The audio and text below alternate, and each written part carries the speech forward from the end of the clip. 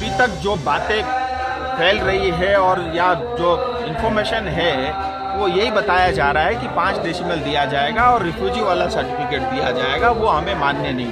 पूरी हमारी अपनी ज़मीन और पक्का पट्टा दोगे जिसके ऊपर कल को हम कर्जा लेना चाहे तो बैंक से हमको लोन मिल जाए, हम बिक्री करना चाहे उसको बेच सके। अगर ऐसा पट्टा होगा वो स्वागत योग्य है। उसके लिए मैं टीएमसी को भी बधाई दूंगा और जीटीए को भी दूंगा। लेकिन अगर आप खिलवाड़ करना चाहते हो ये संभव नहीं है। ये संपूर्ण पहाड़वासी, तराईवासी, द्वारवासी को आज के इस पवित्र दिन महाशिवरात्रि की बहुत सारी शुभकामनाएं।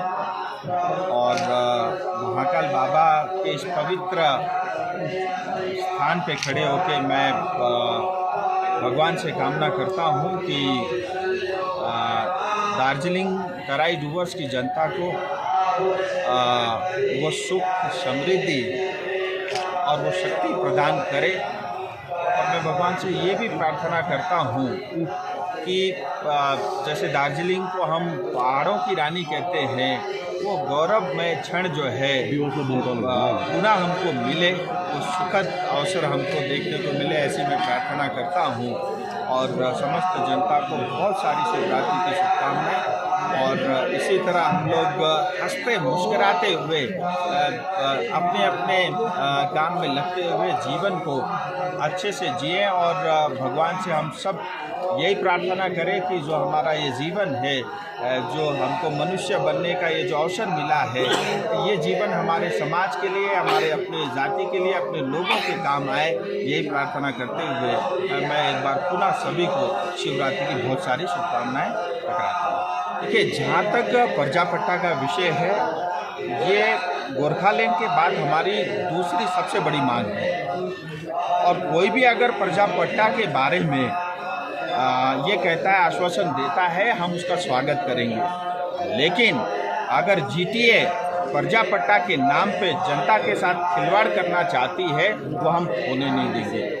आज ये बताया जा रहा है कि पर्जा पट्टा के नाम पे 5 डेसिमल ज़मीन ही हमको मिलेगी, जबकि हमारे लोगों के पास कई बीघे एकड़ों में ज़मीन है, उनकी अपनी पुश्तैनी ज़मीन है। लेकिन उसके बदले 5 डेसिमल ज़मीन दे करके उनके साथ धोखा करने का, उनके साथ जो षड्यंत्र मचाने का जो ये टीएमसी और जीटीए वाले चाह रहे हैं, वो कभी सफल नहीं होंगे। और दूसरी बात, 5 डेसिमल उसके साथ साथ जो है रिफ्यूजी पट्टा, रिफ्यूजी समझ करके हमें 5 डेसिमल का भीख जो देना चाह रहे हो, हमको नहीं चाहिए। और मैं जनता से भी आह्वान करना चाहता हूँ, आपको अपनी ज़मीन से किसी का माई का लाल, कोई बाप आपको हटा नहीं सकता।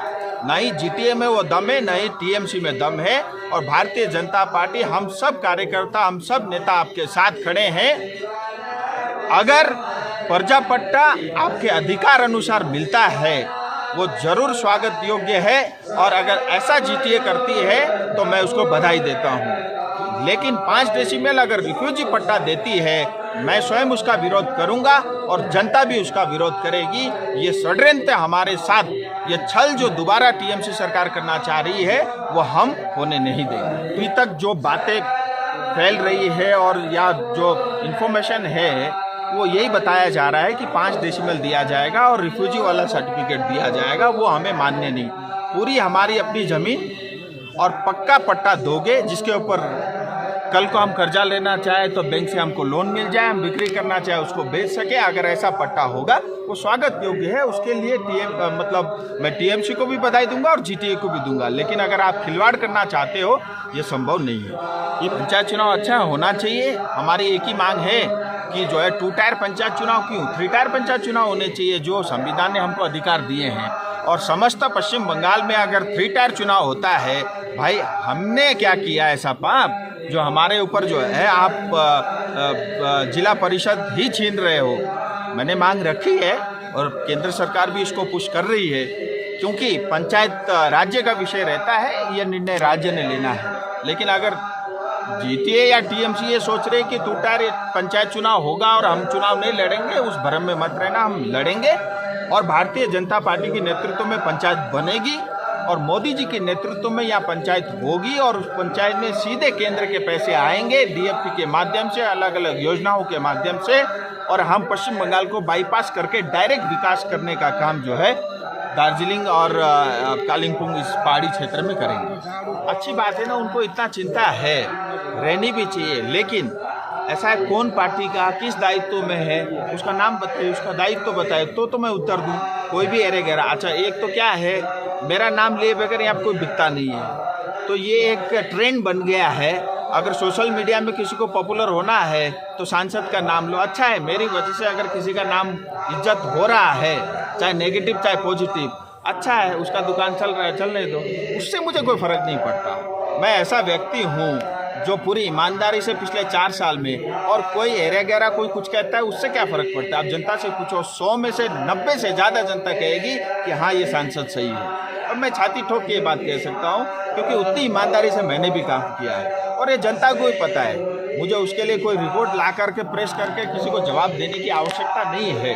और जो भी ऐसा करता है उसके पीछे उसका बहुत बड़ा अपना व्यक्तिगत स्वार्थ है। समय अनुसार वो मैं बताऊंगा, लेकिन इतना ज़रूर है, एक हद से बियॉन्ड अगर कोई जाता है मैं उसको छोड़ने वाला भी नहीं हूँ, ये भी मैं आपके माध्यम से बता दूँ। मैं वही बता रहा हूँ जैसे उन्होंने सवाल पूछा था 2024 के चुनाव से पहले जनजाति और स्थायी राजनीतिक समाधान, यानी अलग राज्य, गोरखालैंड, यूटी जो भी हो, उसको लेकर के भी एक रोडमैप तैयार होगा, उसके लेकर के भी एक खुलासा होगा। पहली बात मैं अपने गोरखाओं से ये कहना चाहता हूँ, एक तो कोई हमको विदेशी कहे, हमको बहुत निराश होने की आवश्यकता नहीं है।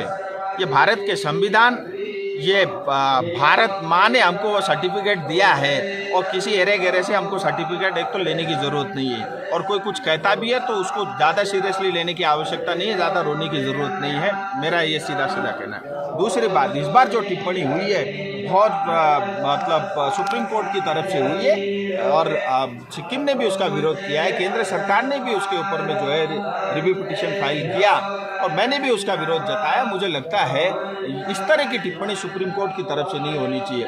किसके ऊपर इनकम टैक्स लगना चाहिए नहीं लगना चाहिए वो अलग विषय हो सकता है, लेकिन किसकी नागरिकता सही है गलत है, कौन भारतीय कौन विदेशी है, ये जो है तय करने का काम भारत सरकार का है, ना ही सुप्रीम कोर्ट का है।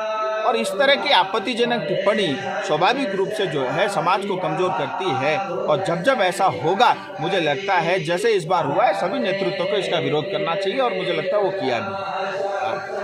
वेट तो हम कई सालों से कर रहे हैं, लेकिन इतना ज़रूर है कि 2024 के चुनाव से पहले जनजाति की मान्यता इस क्षेत्र में रहने वाले हमारे लोगों को मिलेगी और स्थायी राजनीतिक समाधान को लेकर भी बहुत सारे विषयों पे बात चल रही है। समय अनुसार उसका भी हम जरूर खुलासा करेंगे। आप सबका बहुत बहुत धन्यवाद।